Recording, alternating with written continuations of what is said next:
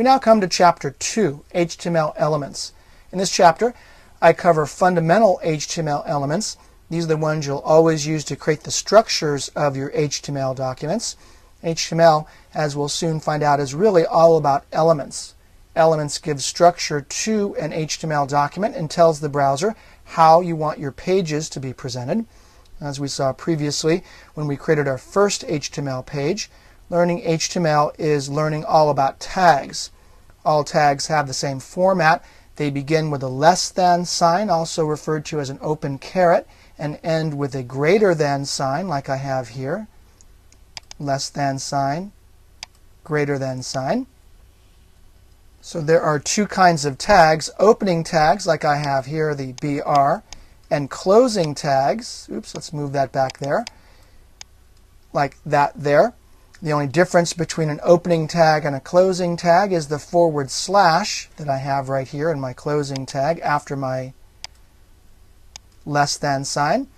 You label content by putting it between an opening tag and a closing tag. Now in XHTML, XML, and also HTML5, as well as probably all future versions of HTML, all elements must be closed. HTML elements without content are called empty elements. Empty elements can be closed in the start tag. Now this tag here, BR, is an empty element. That one there. Without a closing tag, it defines a line break. Adding a slash to the start tag, like this one here, is the proper way of closing empty elements, and this is accepted by HTML, XHTML, and XML.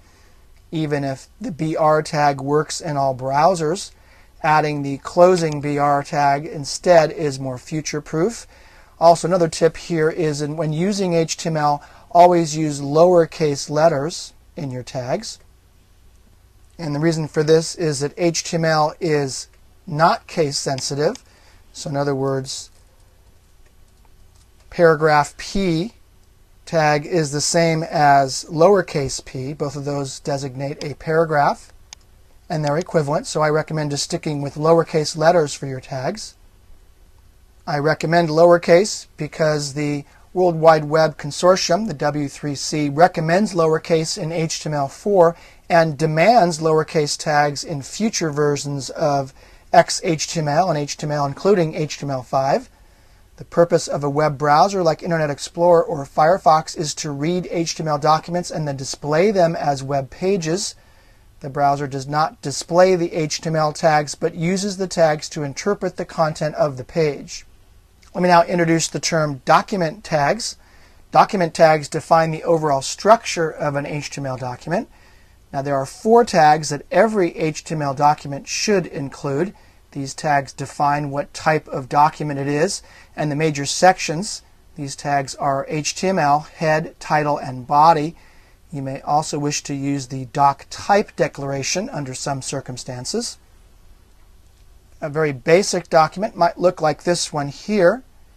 Here's an example of a document with the doc type declaration in the very front, indicating that this is an HTML 4.01 document.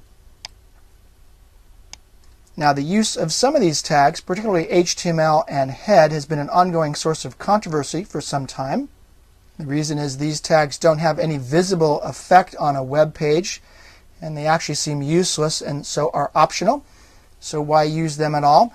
The basic answer is using them constitutes good form.